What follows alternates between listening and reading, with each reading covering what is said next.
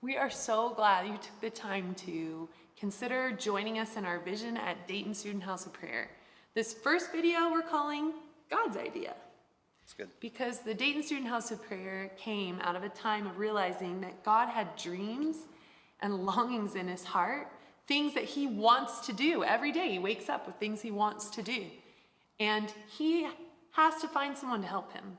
And so we decided that we would ask him if there's a way that we could help him. So we go to this conference. It's a meeting of leaders from around the nation. And I'm at the morning session. I hear these guys talking about houses of prayer.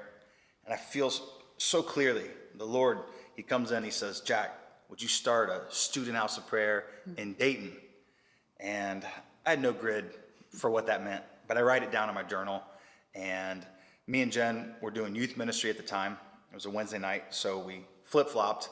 I went back to church, and she came to the conference, and she was sitting in a session in the evening time and listening to the same speakers, and they say the same things, and the Lord comes with that clear voice and says, Jenn, I want you to start a student house of prayer in Dayton. So she writes it down. That evening, we came together, we talked about what the Lord was saying, and it was clear. He was confirming this. And the fact that both of us heard the same thing has brought so much clarity and so much confidence over the years.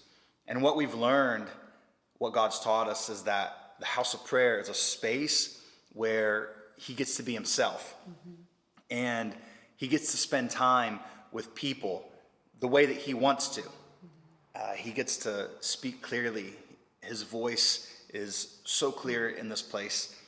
It's about his agenda, and it's about the gifts that he wants to give to every person. So it was on his heart to have a place in Dayton where he could talk to the kids he loves. Yeah. Everyone, no exceptions, every age. And that's what we're on a mission to do with him. So it's important for you to know that this vision was born out of a dream, not really in our hearts, but in his, but one we've very much given agreement to.